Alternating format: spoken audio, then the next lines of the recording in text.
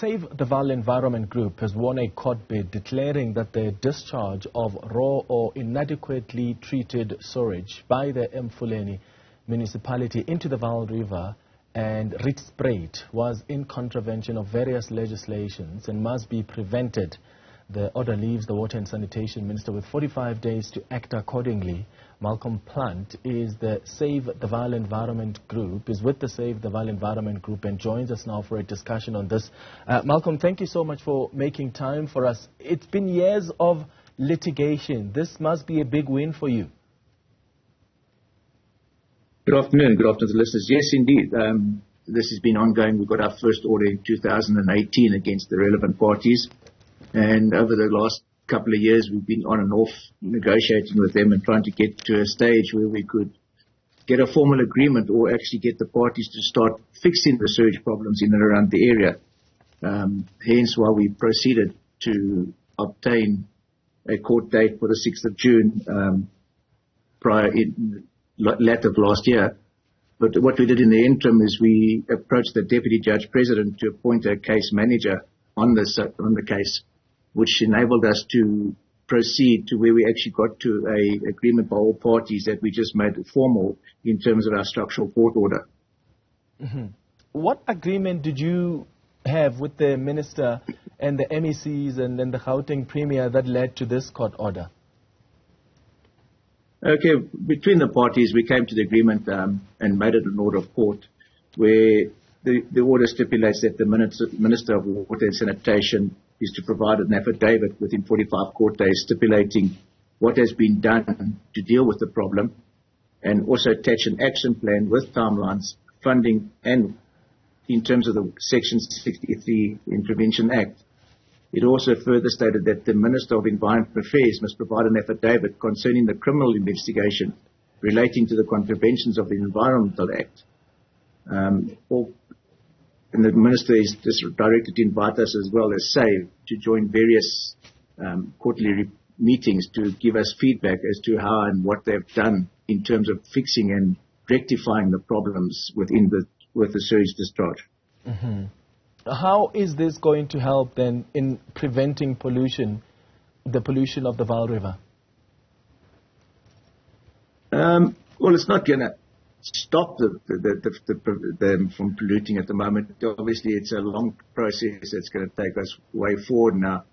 But in terms of the court order, we've always got the hold that we can approach the case manager for intervention should other parties not be happy with the progress of what they have done or what they intend on doing within their timelines.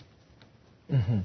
So the discharge of this raw or partially treated sewage into the Vaal River was in contravention of the National Water Act and the National Environmental Management Act. What have you seen as the impact of this pollution so far?